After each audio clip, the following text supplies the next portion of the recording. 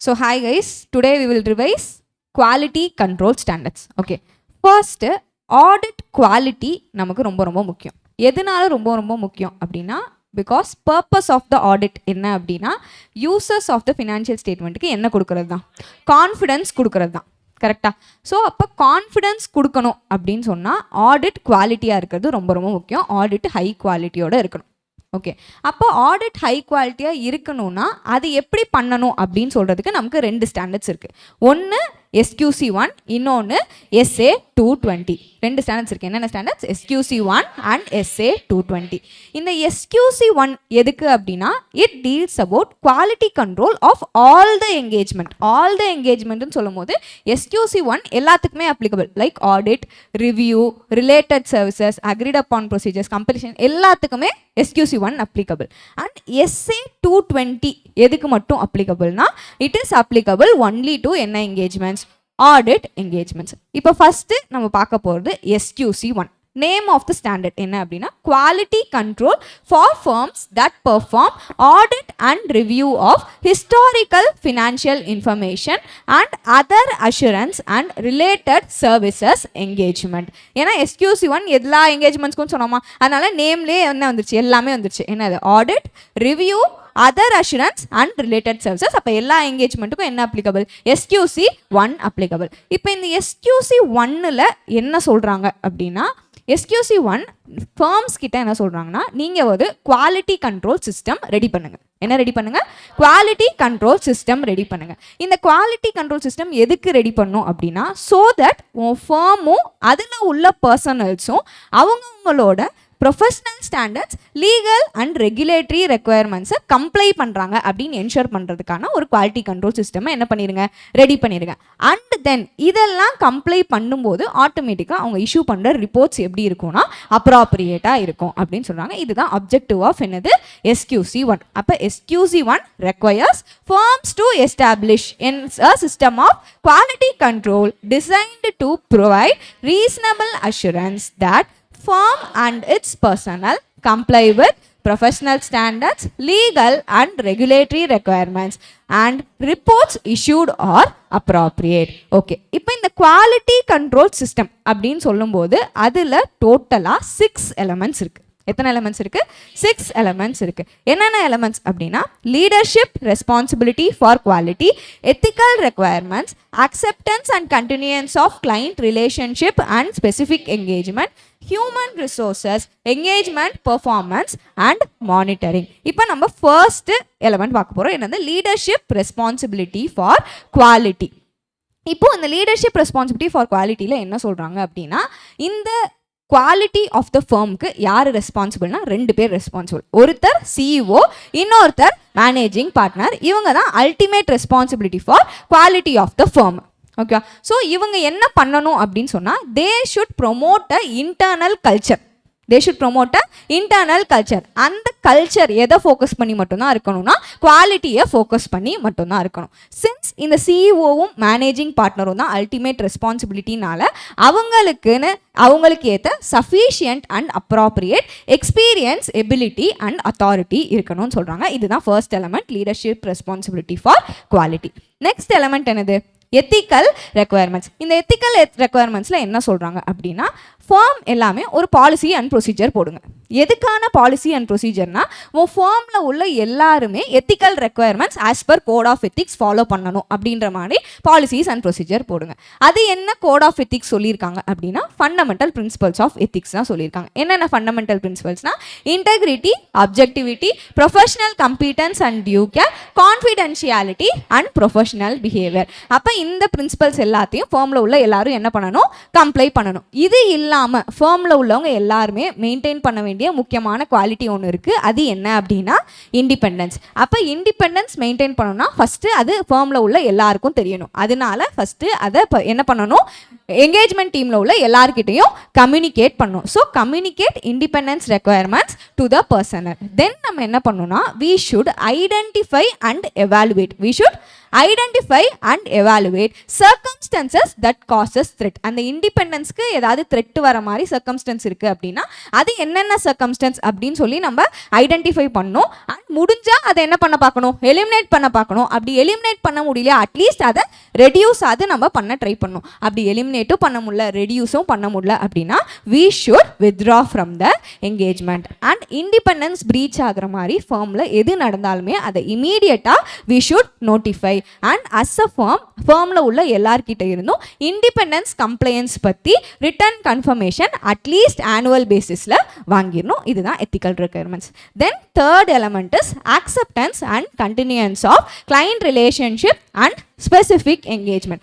அப்போ நீ ஒரு என்கேஜ்மெண்ட்டை அக்செப்ட் பண்ணுறதுக்கு முன்னாடியோ இல்லை கண்டினியூ பண்ணுறதுக்கு முன்னாடியோ, அக்செப்டன்ஸ்னு எப்போ சொல்லுவோம்னா நம்ம ஃபர்ஸ்ட் டைம் இப்போ தான் அந்த கிளைண்ட்டுக்கு போய் என்கேஜ்மெண்ட் பண்ண போகிறோம். கண்டினியூன்ஸ்னால் நம்ம ஆல்ரெடி பண்ணியிருக்கோம், இப்போ கண்டினியூ பண்ண போகிறோம். ஸோ இது ரெண்டும் டிசைட் பண்ணுறதுக்கு முன்னாடி அஸ் அ ஃபார்ம் நீங்கள் 3 விஷயங்கள் தெரிஞ்சுக்கணும். என்னென்ன அப்படின்னா first integrity of the client பற்றி தெரிஞ்சுக்கணும். Next one is competence to perform the engagement. Competence யாரோட கம்பீட்டன்ஸ், ஃபார்மோட கம்பீட்டன்ஸ். கம்பீட்டன்ஸ்னால் என்னென்னா ஃபார்முக்கு அந்த என்கேஜ்மெண்ட்டை பண்ணக்கூடிய கேப்பபிலிட்டிஸ், டைம் அண்ட் ரிசோர்ஸஸ் இருக்கா இல்லையா அப்படின்னு தெரிஞ்சுக்கோங்க ஃபஸ்ட்டு. அண்ட் தென் எதையும் தெரிஞ்சுக்கோங்க அப்படின்னா கம்ப்ளைண்ட்ஸ் வித் எத்திக்கல் ரெக்குயர்மெண்ட்ஸ். நம்ம எல்லா எத்திக்கல் ரெக்குயர்மெண்ட்ஸையும் கம்ப்ளைண்ட் பண்ணுறோமா அப்படின்றதையும் தெரிஞ்சுக்கோங்கன்னு சொல்கிறாங்க. ஸோ அப்போ before accepting or continuing 3 information தெரிஞ்சுக்கணும். என்னென்ன information? competence to perform the engagement and compliance with ethical requirements. And இப்போ நம்ம இந்த இன்ஃபர்மேஷனை அண்டர்ஸ்டாண்ட் பண்ணிக்கும்போது தெரிஞ்சுக்கும் போது ஏதோ ஒரு இஷ்யூ இருக்குது அப்படின்னு தெரிஞ்சிச்சுன்னா அந்த இஷ்யூவை ரிசால்வ் பண்ணிட்டு தான் நம்ம அந்த என்கேஜ்மெண்ட்டை அக்செப்ட் ஆர் கண்டினியூ பண்ணணும்னு சொல்கிறாங்க. This is the third element. And இப்போ இன்டெகிரிட்டி ஆஃப் த கிளைண்ட் பற்றி இன்ஃபர்மேஷன் கலெக்ட் பண்ண சொல்கிறாங்களா? இந்த இன்ஃபர்மேஷனை எப்படியெல்லாம் தெரிஞ்சுக்கலாம்னா இந்த 7 விஷயங்கள் மூலயமா தெரிஞ்சுக்கலாம்னு சொல்கிறாங்க. ஃபஸ்ட்டு கிளைண்ட்டோட எதை பற்றி தெரிஞ்சுக்கணும்னா அவனோட ஐடென்டிட்டி என்ன, அவனோட ரெப்யூட்டேஷன் என்ன அப்படின்றத நம்ம தெரிஞ்சுக்கணும்.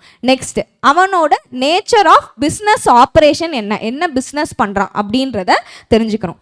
தென் கிளைண்ட்டோட ஆட்டிடியூட் பற்றி தெரிஞ்சுக்கணும். எது பற்றின ஆட்டிடியூட்னா regarding interpretation of accounting standards and internal control. அவன் எப்படி பண்ணுறான் அப்படின்றத அவனோட ஆட்டிடியூடை தெரிஞ்சுக்கலாம். Then whether the client is aggressively concerned in maintaining firms fees as low as possible. ஏன்னா அவன் எவ்வளோக்கு எவ்வளோ ஃபீஸ் கம்மியாக வைக்கிறானோ அவ்வளோக்கு எவ்வளோ நமக்கு ஒர்க் பண்ணுறதுக்கான மோட்டிவேஷன் இருக்காது. அதனால் நம்மளோட ஆடிட் குவாலிட்டி அந்த இடத்துல அடி வாங்கும். ஸோ அவன் வந்து ஃபீஸ் கம்மியாக வைக்கிறதுல தான் குறிக்கோளோடு இருக்கான்னா நம்ம அப்போ அந்த என்கேஜ்மெண்ட்டை அக்செப்ட் பண்ணாமல் இருக்கிறது is better. And then limitation on scope of work. Then client money laundering ஆக்டிவிட்டீஸில் என்ன பண்ணுறானா ஈடுபடுறானா. தென் லாஸ்ட்டாக என்னது reasons for appointment and non reappointment of the previous firm. நீ எதுக்காக என்ன அப்பாயிண்ட் பண்ணுற, என்ன ரீசன்னால ஆல்ரெடி இருந்த ஃபர்மை அப்பாயிண்ட் பண்ணல, இதெல்லாம் தெரிஞ்சுக்கிட்டோம் அப்படின்னா இன்டெகிரிட்டி ஆஃப் த கிளைண்ட் பற்றி நமக்கு தெரிஞ்சிடும் அப்படின்னு சொல்கிறாங்க. அப்போ என்னென்ன விஷயங்கள்? Identity and reputation of the client, nature of clients operation, attitude of client towards interpretation of accounting standards and internal control, whether client is aggressively in maintaining fees as low as possible, limitation of scope of work, money laundering activities, reasons for proposed appointment of the firm and non-reappointment of the previous firm. Okay, இப்போ நம்ம அந்த information எல்லாம் attain பண்ணிட்டோம். நமக்கு client இன்டெகிரிட்டியாக இல்லை அப்படின்னு தெரிஞ்சிச்சு, இல்லை ஏதோ ஒரு இஷ்யூ இருக்குன்னு தெரிஞ்சிச்சு. அப்போ நம்ம என்ன பண்ணணும் அப்படின்னா first we should consider our professional and legal responsibility. இது என்ன ரெஸ்பான்சிபிலிட்டிஸ் அப்படின்னா ஒன்ஸ் நமக்கு இந்த மாதிரி ஒரு விஷயம் தெரிஞ்சோன்னா நம்ம போய் ஃபஸ்ட்டு என்ன பண்ணிடணும், ரிப்போர்ட் பண்ணிடணும். யாருக்கிட்ட ரிப்போர்ட் பண்ணுவோன்னா நம்மளை யார் அப்பாயிண்ட் பண்ணுவாங்களோ அவங்கக்கிட்ட ரிப்போர்ட் பண்ணுவோம். அண்ட் தென் ரெகுலேட்டரி அத்தாரிட்டிஸ் கிட்ட ரிப்போர்ட் பண்ணிடுவோம். ரிப்போர்ட் பண்ணிவிட்டு if there are possibilities for withdrawing from the engagement we will withdraw from the engagement. இதுதான் தேர்ட் எலமெண்ட். என்னது? Acceptance and continuance of client relationship. Then fourth element என்னதுன்னா human resources. அப்போ human ரிசோர்ஸஸ்க்கான policies and ப்ரொசீஜர்ஸும் firm போடணும். So இந்த policies and procedure போடும்போது அவங்க ஒரு விஷயம் என்ஷூர் பண்ணிப்பாங்க. என்ன அப்படின்னா இந்த ஹியூமன் ரிசோர்ஸஸ் தான் என்கேஜ்மெண்ட் போய் பர்ஃபார்ம் பண்ண போகிற ஆளுங்க, கரெக்டாக? ஸோ அப்போ அவங்கள நம்ம அப்பாயிண்ட் பண்ணும்போது அவங்கக்கிட்ட சஃபிஷியன்ட் ஸ்கில்ஸ் இருக்கணும். ஸோ அப்போ அவங்கக்கிட்ட என்னென்னலாம் இருக்கணும் அப்படின்னா அந்த வேலையை பண்ணுறதுக்கான capabilities, competence and commitment to ethical requirement இருக்கணும். யாருக்கிட்ட? ஹியூமன் ரிசோர்ஸஸ் கிட்ட. அப்படி இருந்தால் மட்டும்தான் they can perform the engagement in accordance with என்ன requirements? PRL requirements, professional standard, regulatory and legal requirements. and அது கம்ப்ளை பண்ணி பண்ணாதான் அவங்க இஷ்யூ பண்ணுற ரிப்போர்ட்டும் எப்படி இருக்கும்னா அப்ராப்ரியேட்டாக இருக்கும். அண்ட் இந்த பாலிசிஸ் அண்ட் ப்ரொசீஜர்ஸ் எல்லா விஷயங்களையும் கவர் பண்ணிடும் related to human resources. Like என்னென்ன? Recruitment, compensation, training, career development, performance evaluation etcetera. Then fifth element is engagement performance. இதுதான் ரொம்ப ரொம்ப இம்பார்ட்டண்ட்டான எலமெண்ட். கரெக்டாக? ஏன்னா இங்கே தான் என்ன பண்ணுறோம், நம்ம என்கேஜ்மெண்ட் பெர்ஃபார்ம் பண்ண போகிறோம். ஸோ இப்போ என்கேஜ்மெண்ட் பெர்ஃபார்ம் பண்ண போகிறோன்னா ஒரே ஆளாக பெர்ஃபார்ம் பண்ண போகிறது கிடையாது. கரெக்டாக? என்கேஜ்மெண்ட் டீம் மெம்பர்ஸ் எல்லோரும் சேர்ந்து தான் பர்ஃபார்ம் பண்ணுவாங்க. அப்படி எல்லாம் சேர்ந்து பர்ஃபார்ம் பண்ணுறாங்கன்னா அப்போ ஒருத்தரோட ஒர்க்லையும் என்ன இருக்கணும்னா குவாலிட்டி இருக்கணும். அண்ட் அந்த குவாலிட்டி பிகினிங் ஆஃப் த ஒர்க்கில் மட்டும் இருந்தால் பத்தாது, அது த்ரூ அவுட் த ஆடிட் இருக்கணும். ஸோ நம்ம கன்சிஸ்டன்சியை மெயின்டைன் பண்ணியே ஆகணும். ஸோ அப்போ அந்த குவாலிட்டியில் கன்சிஸ்டன்சி மெயின்டைன் பண்ணணும் அப்படின்னு சொன்னால் நம்ம என்கேஜ்மெண்ட் டீம் மெம்பர்ஸ்க்கு சில விஷயங்களை சொல்லணும். என்னென்னலாம் சொல்லுவோம் அப்படின்னா, ஃபஸ்ட்டு அவங்களோட அப்ஜெக்டிவ்ஸ் என்ன அப்படின்றத சொல்லிடுவோம். தென் நீ இந்த விஷயங்களெல்லாம் கம்ப்ளை பண்ணுன்னு சொல்லுவோம். என்ன கம்ப்ளை பண்ணணும்? You should comply with the standards அப்படின்னு சொல்கிறோம். தென் நீ ஒர்க் பண்ணுறியா, உன்னோட ஒர்க்கை நாங்கள் என்ன பண்ணுவோம்? வி வில் சூப்பர்வைஸ் அண்ட் உனக்கு தேவைப்பட்டால் நாங்கள் உனக்கு என்னமோ ப்ரொவைட் பண்ணுவோம், ட்ரைனிங்கும் ப்ரொவைட் பண்ணுவோம். தென் நீ பண்ண ஒர்க்கை we will review and then we will appropriately document the work perform அப்படின்ற விஷயத்தை நம்ம யார்கிட்ட சொல்லிடுவோம்? என்கேஜ்மெண்ட் டீம் கிட்ட சொல்லிடுவோம். அப்போ என்னென்ன விஷயங்கள் சொல்லுவோம்? Their objectives, process for complying with standards, process for engagement, supervision and training of performance of work, then appropriate documentation of work perform. Okay, நம்ம இப்போ அந்த என்கேஜ்மெண்ட் பர்ஃபார்ம் பண்ணும்போது சம்டைம்ஸ் நமக்கு தெரியாத சில விஷயங்கள் அதில் இருக்கும். அந்த விஷயங்களை தான் நம்ம என்னன்னு சொல்லுவோம்னா டிஃபிகல்ட் அண்ட் கண்டென்ஷியஸ் மேட்டர்னு சொல்லுவோம். இதுக்கு நம்ம என்ன எக்ஸாம்பிள் சொன்னோம்? இப்போ நம்ம என்கேஜ்மெண்ட் பண்ண போகிற என்டிட்டி ஒரு மர்ஜருக்குள்ளே போகிறாங்கன்னு வச்சுக்கோங்க. அங்கே நம்ம அந்த என்டிட்டியை வேல்யூ பண்ணோம் அப்படின்னா வேல்யூவேஷன் பற்றி நமக்கு அவ்வளோவா தெரியாது. ஸோ அப்போ கண்டிப்பாக அந்த விஷயம் நம்மளை பொறுத்த வரைக்கும் it is and difficult matter. கரெக்டாக? ஸோ அந்த டிஃபிகல்ட் மேட்டருக்கு நம்ம என்ன பண்ணணும் அப்படின்னா யார்கிட்டையாவது போய் கன்சல்டேஷன் கேட்கணும். கன்சல்டேஷன் யார்கிட்ட போய் கேட்போம் அப்படின்னா எக்ஸ்பர்ட்ஸ் கிட்ட போய் கேட்போம். ஓகேவா? அந்த எக்ஸ்பர்ட்ஸ் ஃபார்முக்குள்ளே இருக்கிறாவும் இருக்கலாம், இல்லை ஃபார்மை விட்டு வெளியே இருக்க ஒரு பர்சனாகவும் இருக்கலாம். அவர்கிட்ட டிஸ்கஸ் பண்ணி நம்ம என்ன பண்ணுவோம்னா அந்த டிஃபிகல்ட் அண்ட் கண்டென்ஷியஸ் மேட்டர்ஸ்க்கான கன்சல்டேஷனை எடுத்துக்குவோம். அப்படி எடுத்துகிட்டு நம்ம பண்ணுற ஒர்க்கில் எல்லாமே நம்மளால் ப்ரிசைஸாக சொல்ல முடியாது. நிறைய விஷயங்களுக்கு நம்ம ஜட்ஜ்மெண்ட் யூஸ் பண்ணுற மாதிரி இருக்கும். ஸோ அப்படி நம்ம ஜட்ஜ்மெண்ட் யூஸ் பண்ணி பண்ணும்போது அதில் சில சிக்னிஃபிகண்ட் ஜட்ஜ்மெண்ட்ஸ் இருக்கும். சிக்னிஃபிகண்ட் ஜட்ஜ்மெண்ட்ஸ்னால் அதனால வர இம்பேக்ட் அதிகமாக இருக்கும். அந்த ஜட்ஜ்மெண்ட்ஸ் தான் என்னன்னு சொல்லுவோம்? சிக்னிஃபிகண்ட் ஜட்ஜ்மெண்ட்ஸ்னு சொல்லுவோம். ஸோ அந்த மாதிரி சிக்னிஃபிகண்ட் ஜட்ஜ்மெண்ட்ஸ் இருக்க ஏரியாவை கண்டிப்பாக இன்னொரு பர்சன் ரிவ்யூ பண்ணணும். அப்படி யார் அதை ரிவ்யூ பண்ணுவாங்க அப்படின்னா engagement quality control reviewer review பண்ணுவாங்க. யார் ரிவ்யூ பண்ணுவாங்க? குவாலிட்டி கண்ட்ரோல் ரிவ்யூவர் ரிவ்யூ பண்ணுவாங்க. அவர் எவ்வளோ தூரம் நம்ம வேலையை ரிவ்யூ பண்ணுவார் அப்படின்றது it depends upon the complexity and risk involve. நம்ம ஒர்க் எவ்வளோ காம்ப்ளெக்ஸாக இருக்குது, எவ்வளோ ரிஸ்க் இருக்குது, அதுக்கேற்ற மாதிரி அவர் என்ன பண்ணுவார்னா நம்மளோட ஒர்க்கை செக் பண்ணுவார். ஓகே, இப்போ அவர் நம்மளோட ஒர்க்கை செக் பண்ணுறாரு. அது இல்லாமல் என்கேஜ்மெண்ட் டீம் தான் இந்த பர்ஃபார்மன்ஸ் பண்ணுறாங்க. என்கேஜ்மெண்ட் பார்ட்னரும் ஆல்ரெடி ஒருத்தர் இருக்கார். அப்படி இவங்க 3 பேர் சேர்ந்து ஒரு வேலையை செக் பண்ணி பண்ணும்போது அந்த இடத்துல என்ன வரதுக்கு சான்ஸ் இருக்குது? டிஃப்ரென்ஸ் ஆஃப் ஒப்பீனியன் வரதுக்கு சான்ஸ் இருக்குது. அப்படி டிஃப்ரென்ஸ் ஆஃப் ஒப்பீனியன் ஏதாவது வந்தது அப்படின்னு சொன்னால் இவங்க அதை எப்படி ரிசால்வ் பண்ணணும் அப்படின்னா ஃபார்மோட பாலிசிஸ் அண்ட் ப்ரொசீஜர்ஸை ஃபாலோ பண்ணி ரிசால்வ் பண்ணணும். அது என்ன ஃபார்ம் அண்ட் பாலிசிஸ் அண்ட் ப்ரொசீஜர்னால் அதில் என்ன சொல்கிறாங்கன்னா யூ கேன் கன்சல்ட் வித் யார் another practitioner or firm or professional or regulatory body. அப்போ இவங்க கிட்ட கன்சல்ட் பண்ணி நீ அந்த இஷ்யூவை ரிசால்வ் பண்ணிட்டு ரிசால்வ் பண்ணதுக்கு அப்புறமா தான் நம்ம என்ன கொடுக்கணும்னா ரிப்போர்ட் கொடுக்கணும். இஷ்யூ ரிசால்வ் ஆகிறதுக்கு முன்னாடி நம்ம ரிப்போர்ட் இஷ்யூ பண்ண கூடாது. இதுதான் அபவுட் என்கேஜ்மெண்ட் பெர்ஃபார்மன்ஸ். இதுலேயே தான் எது பற்றி பேசினாங்கன்னா என்கேஜ்மெண்ட் டாக்குமெண்டேஷன் பற்றி பேசினாங்க. அப்போ என்கேஜ்மெண்ட் டாக்குமெண்டேஷனாக நம்ம ஒர்க்கு அங்கங்கே பண்ணி வச்சுருப்போம். கரெக்டாக? எல்லாத்தையும் கம்பைல் பண்ணோம்னா அதை ஒரு ஸ்பெசிஃபிக் டைமுக்குள்ளார கம்பைல் பண்ணணும். கரெக்ட்? ஸோ அப்போ அதை கம்பைல் பண்ணுறதுக்கு ஒரு பர்ஃபெக்டான பாலிசி அண்ட் ப்ரொசீஜர் நம்ம டிராஃப்ட் பண்ணணும். ஸோ அதுதான் எதில் சொல்கிறாங்கன்னா என்கேஜ்மெண்ட் டாக்குமெண்டேஷனில் சொல்கிறாங்க. இதில் என்ன சொல்கிறாங்கன்னா நீ எவ்வளோ டேஸ்க்குள்ளே கம்பைல் பண்ணணும்னு சொல்கிறாங்க? 60 days after the date of auditors report நீ என்ன பண்ணால் போதும்? கம்பைல் பண்ணால் போதும். அண்ட் அப்படி கம்பைல் பண்ணும்போது நீ போடுற பாலிசிஸ் அண்ட் ப்ரொசீஜர் எதை என்ஷூர் பண்ணணும் அப்படின்னா அது அந்த டாக்குமெண்ட்டோட confidentiality, safe custody, integrity, accessibility and retrievability இருக்கா இல்லையா அப்படின்றத என்ஷூர் பண்ணிக்கிறோம். அண்ட் இந்த என்கேஜ்மெண்ட் டாக்குமெண்டேஷன் யாரோட ப்ராப்பர்ட்டி? ஃபர்மோட ப்ராப்பர்ட்டி. ஃபர்ம் மீன்ஸ் ஆடிட் ஃபர்மோட ப்ராப்பர்ட்டி. ஸோ இப்போ கிளைண்ட்டோ இல்லை வேறு யாராவதோ அந்த டாக்குமெண்டேஷனை கேட்டால் இமீடியட்டாக ஃபர்ம் கொடுக்கணுமான்னு கேட்டால் it is not necessary. It is the complete discretion of யார்? ஃபர்ம். அப்படி அவங்க கொடுக்கணும்னு நினச்சா 2 விஷயத்தை செக் பண்ணிட்டு தான் கொடுப்பாங்க. எதையும் செக் பண்ணுவாங்கன்னா அது அவங்களோட ஒர்க்கை என்ன பண்ணுதா, அண்டர்மைன் பண்ணுதா, அவங்களோட ஒர்க்கை அஃபெக்ட் பண்ணுதா, ஆர்எல்ஸ் அவங்க இண்டிபெண்டன்ஸை அஃபெக்ட் பண்ணுதா அப்படின்றத செக் பண்ணிவிட்டு அதுக்கப்புறமா தான் எதை கொடுப்பாங்க? டாக்குமெண்டேஷனை கொடுப்பாங்க. அண்ட் இந்த டாக்குமெண்டேஷனை நம்ம எவ்வளோ பீரியட் ரீடைன் பண்ணணும் அப்படின்னா 7 years from the date of auditors report or group auditors report if later நம்ம அதை ரீடைன் பண்ணணும். Easy. Then last element is monitoring. இப்போது நம்ம இவ்வளோ நேரம் என்ன பண்ணோம்னா பாலிசிஸ் அண்ட் ப்ரொசீஜர்ஸ் போட்டோம் டிஃப்ரெண்ட் திங்ஸ்க்கு. ஓகே, அப்போ அது கரெக்டாக ஒர்க் ஆகுதா இல்லையா அப்படின்னு செக் பண்ணுற ப்ராசஸ் தான் என்னது? மானிட்டரிங். இதில் நம்ம என்ன செக் பண்ணுவோம் அப்படின்னா நம்ம போட்ட பாலிசிஸ் அண்ட் ப்ரொசீஜர்ஸ் எப்படி இருக்கா, ரெலவெண்ட்டாக இருக்கா, அடிக்வேட், ஆப்ரேட்டிங் எஃபெக்டிவ்லி அண்ட் அந்த பாலிசிஸ் அண்ட் ப்ரொசீஜர்ஸை கம்ப்ளை பண்ணுறாங்களா அப்படின்னு சொல்லி நம்ம அதை செக் பண்ணுவோம். அண்ட் இது கண்டிப்பாக நம்ம ஆன்கோயிங் கன்சிடரேஷன்ஸ்க்கும் பண்ணுவோம். அது இல்லாமல் ஆல்ரெடி கம்ப்ளீட்டான கன்சிடரேஷன்ஸ்க்கு பீரியாடிக் இன்ஸ்பெக்ஷனும் பண்ணுவோம். தட்ஸ் ஆல் அபவுட் என்னது? SQC1. Easy. Super. Next is SA 220. என்ன? Quality control for an audit of financial statements. Already சொன்னதுதான். SQC1 SA 220 என்ன ஸ்டாண்டர்ட்ஸ் தான்? குவாலிட்டி கண்ட்ரோல் ஸ்டாண்டர்ட்ஸ் தான். SQC1 எதுக்கு அப்ளிகபிள்? ஆல் என்கேஜ்மெண்ட்ஸ்க்கு அப்ளிகபிள். SA 220 எதுக்கு மட்டும்தான் அப்ளிகபிள்? ஆடிட் ஆஃப் ஃபினான்ஷியல் ஸ்டேட்மெண்ட்ஸ்க்கு மட்டும்தான் அப்ளிகபிள். ஓகேவா? இப்போ SQC SA 220 ரெண்டும் குவாலிட்டி கண்ட்ரோல் பற்றி பேசுறதுனால ரெண்டுத்துக்கும் பெருசாக டிஃப்ரென்ஸ் எதுவும் கிடையாது. அங்கே எலமெண்ட்ஸ்னு படிச்சது தான் இங்கே நம்ம என்னன்னு படிக்க போகிறோம்னா ரெஸ்பான்சிபிலிட்டிஸ்னு படிக்க போகிறோம். ஓகேவா? அங்கே படித்த 6 எலமெண்ட்ஸ் தான் இங்கேயும் படிக்க போகிறோம்.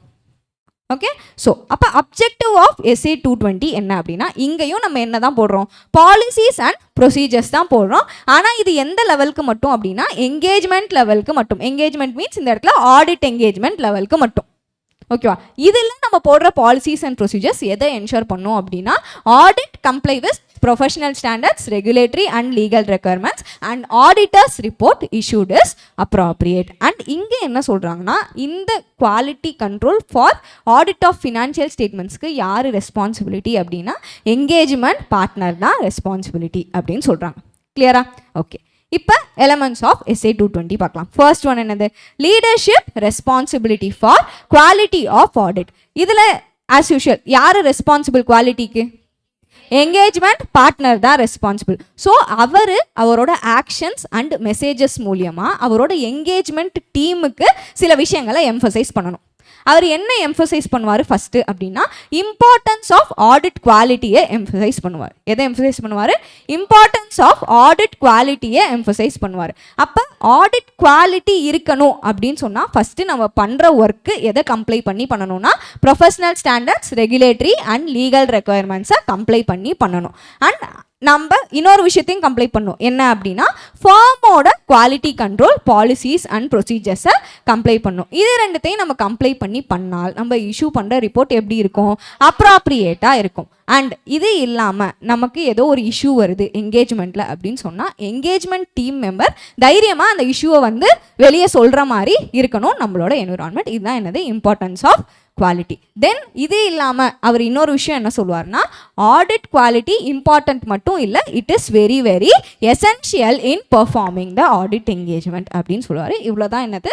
Leadership responsibility for quality. Next is relevant ethical requirements. As usual ethical ரெக்குயர்மெண்ட்ஸில் நம்ம பிரின்சிபல்ஸ் ஆஃப் எத்திக்ஸை ஃபாலோ பண்ணுவோம். We will identify the threats. முடிஞ்சால் அந்த த்ரெட்டை என்ன பண்ண பார்ப்போம்? எலிமினேட் பண்ண பார்ப்போம் ஆர் அதை ரெடியூஸ் பண்ண பார்ப்போம். அது பண்ண முடியலை அப்படின்னு சொன்னால் நம்ம ரிப்போர்ட் பண்ணிவிட்டு we will withdraw from the engagement. Then acceptance and continuance of client relationship. அங்கே படித்த அதே 3 பாயிண்ட் தான் இங்கேயும் வரும். என்னென்ன 3 point? integrity of the client, competence of the engagement team, compliance with ethical requirements. அது இல்லாமல் இங்கே ஒரே ஒரு பாயிண்ட் மட்டும் எக்ஸ்ட்ரா வரும். என்ன அப்படின்னா இங்கே நம்ம என்ன என்கேஜ்மெண்ட் பண்ணுறோம்? என்ன என்கேஜ்மெண்ட்கான குவாலிட்டி கண்ட்ரோல் பற்றி படிக்கிறோம்? ஆடிட் என்கேஜ்மெண்ட்கான குவாலிட்டி கண்ட்ரோல் பற்றி படிக்கிறோமா? அப்போ ஆடிட் என்கேஜ்மெண்ட் நம்ம பண்ணும்போது இப்போ நமக்கு சில சிக்னிஃபிகண்ட் மேட்டர்ஸ் தெரிய வரும். சிக்னிஃபிகண்ட் மேட்டர்ஸ்னால் ஒன்றும் இல்லை. இப்போ நான் ஆல்ரெடி அந்த ஃபர்முக்கு என்ன பண்ணிட்டு இருக்கேன்னா லாஸ்ட் இயர் ஆடிட் பண்ணிட்டு இருக்கேன். அப்படி நான் ஆடிட் பண்ணும்போது அவனோட ஃபினான்ஷியல் ஸ்டேட்மெண்ட்ஸில் நிறைய ரிஸ்கி ஏரியாஸ் பார்க்குறேன். அப்படி இல்லாட்டி லாஸ்ட் இயர் நான் ஆடிட் பண்ணப்போ அவன் என்னைய ப்ராப்பராக எக்ஸ்டர்னல் கன்ஃபர்மேஷன் ப்ரொசீஜர் பண்ண விடலை. அப்போ இந்த விஷயங்களெல்லாம் என்னன்னு சொல்லுவோம்னா சிக்னிஃபிகண்ட் மேட்டர்ஸ்னு சொல்லுவோம். ஸோ நான் அவனோட என்கேஜ்மெண்ட்டை இந்த இயர் அக்செப்ட் பண்ணுறதுக்கு முன்னாடி லாஸ்ட் இயர் எனக்கு கிடைச்ச சிக்னிஃபிகண்ட் மேட்டர்ஸ் பற்றின இன்ஃபர்மேஷனை மைண்டில் வச்சுட்டு அதுக்கப்புறமா அக்செப்ட் பண்ணுறதா கண்டினியூ பண்ணுறதா அப்படின்னு டிசைட் பண்ணணும். அதுதான் இந்த point. So significant matters arisen during current or previous audit engagement. இவ்வளோ தான் தேர்ட் எலிமெண்ட். அப்போ acceptance and convenience of client ரிலேஷன்ஷிப்பில் பிஃபோர் அக்செப்டிங் நான் 4 திங்ஸ் இங்கே தெரிஞ்சுப்பேன். என்னென்ன? Integrity of the client, competence of the engagement team, compliance with relevant ethical requirements, significant matters arisen during current or previous audit engagement. Then fourth element என்னது? Assignment of engagement team. அங்கே என்ன fourth element? Human resources. அதே தான் இங்கேயும் சொல்கிறாங்க. ஆனால் இங்கே யாரை பற்றி சொல்கிறாங்கன்னா என்கேஜ்மெண்ட் டீமை பற்றி சொல்கிறாங்க. அப்போ என்கேஜ்மெண்ட் டீமை நான் அசைன் பண்ணும்போது அவங்க சஃபிஷியண்ட்டாகவும் இருக்கணும் அண்ட் அவங்கக்கிட்ட அப்ராப்ரியேட் கம்பீட்டன்ஸ் அண்ட் கேப்பபிலிட்டியும் இருக்கணும் அப்படின்னு சொல்கிறாங்க. Then fifth one is engagement performance. அப்போ என்கேஜ்மெண்ட் பர்ஃபார்மன்ஸ் பண்ணும்போது இந்த இடத்துல குவாலிட்டிக்கு யார் ரெஸ்பான்சிபிள்? Engagement partner ரெஸ்பான்சிபிளா? அப்போ என்கேஜ்மெண்ட் பார்ட்னர் என்கேஜ்மெண்ட் பர்ஃபார்மன்ஸ் நடக்கும்போது அவர் என்னென்ன பண்ணணும்னா he should direct, supervise and he should be responsible for performance of audit engagement and அவர் தான் என்ஷூர் பண்ணிக்கணும் தட் அவங்க இஷ்யூ பண்ணுற ரிப்போர்ட் எப்படி இருக்குது, அப்ராப்ரியேட்டாக இருக்குது அப்படின்னு. அண்ட் அவங்க ரிப்போர்ட் இஷ்யூ பண்ணுறாங்களா, அந்த ரிப்போர்ட்டில் என்ன கொடுத்துருப்பாங்கன்னா ஒப்பீனியன் கொடுத்துருப்பாங்க. கரெக்டாக அந்த ஒப்பீனியன் எதை பேஸ் பண்ணி ட்ரா பண்ணுவாங்கன்னா அவங்களுக்கு கிடச்ச கன்க்ளூஷனை பேஸ் பண்ணி ட்ரா பண்ணுவாங்க. அப்போ அந்த கன்க்ளூஷனை சப்போர்ட் பண்ணுற மாதிரி sufficient and appropriate audit evidence கிடச்சிதா அப்படின்னு பார்க்குறதும் யாரோட ரெஸ்பான்சிபிலிட்டி தான்? என்கேஜ்மெண்ட் பார்ட்னரோட ரெஸ்பான்சிபிலிட்டி தான். அண்ட் அதே மாதிரி அவங்க டிஃபிகல்ட் அண்ட் கண்டென்ஷியஸ் மேட்டர்ஸ்க்கு கன்சல்டேஷன் போகிறாங்களா, அது ப்ராப்பராக போகிறதுக்கும் யார் தான் ரெஸ்பான்சிபிள்? என்கேஜ்மெண்ட் பார்ட்னர் தான் ரெஸ்பான்சிபிள். அண்ட் அது இல்லாமல் இப்போ நம்ம audit of financial statements of listed entities பண்ணுறோம் அப்படின்னா அந்த இடத்துல கண்டிப்பாக என்கேஜ்மெண்ட் குவாலிட்டி கண்ட்ரோல் ரிவ்யூவர் இருக்கணும். ஓகேவா? அவர் அப்படி ஒருத்தர் இருந்து நம்ம என்கேஜ்மெண்ட் பார்ட்னர் பண்ண ஒர்க்கை என்ன பண்ணணும்? ரிவ்யூ பண்ணணும். ஓகே, இது எந்த கேஸில்? லிஸ்டட் என்டிட்டிஸோட ஆடிட் ஆஃப் ஃபினான்ஷியல் ஸ்டேட்மெண்ட்ஸ் கேஸில்.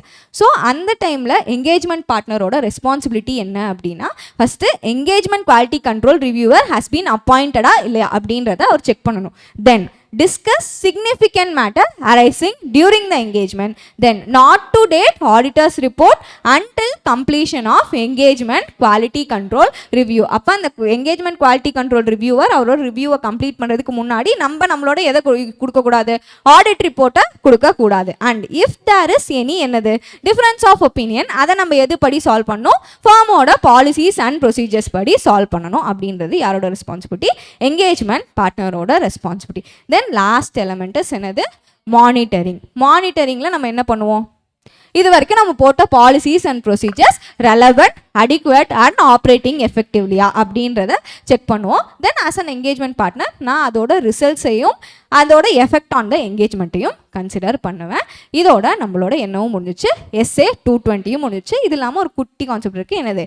Engagement documentation for audit engagement. அப்போ அந்த என்கேஜ்மெண்ட் டாக்குமெண்டேஷனுக்குள்ளே என்னென்ன டாக்குமெண்ட்ஸ்லாம் நம்ம இன்க்ளூட் பண்ணுவோம் அப்படின்னா first one issues identified and they are resolved. Then conclusion, 2 conclusion. எதோட கன்க்ளூஷன்? இண்டிபெண்டன்ஸ் ரெக்குயர்மெண்ட்ஸ்க்கு நம்ம கம்ப்ளைண்ட்ஸ் வாங்கியிருப்போமா? நம்ம என்கேஜ்மெண்ட் டீம் மெம்பர்ஸ் கிட்ட இருந்து என்ன வாங்கியிருப்போம்? கம்ப்ளைண்ட்ஸ் வாங்கியிருப்போமா? Written confirmation. ஸோ அதோட conclusion. Then acceptance and continuance of client relationship நம்ம கிடைச்ச இன்ஃபர்மேஷன் வச்சு அதில் என்ன கன்க்ளூஷன் வந்துச்சோ அந்த கன்க்ளூஷனே எதில் இன்க்ளூட் பண்ணுவோம்? என்கேஜ்மெண்ட் டாக்குமெண்டேஷனில் இன்க்ளூட் பண்ணுவோம். Then lastly nature and scope of and conclusions resulting from கன்சல்டேஷனையும் நம்ம என்கேஜ்மெண்ட் டாக்குமெண்டேஷனுக்குள்ளே இன்க்ளூட் பண்ணுவோம். With this our SA 220 comes to an end.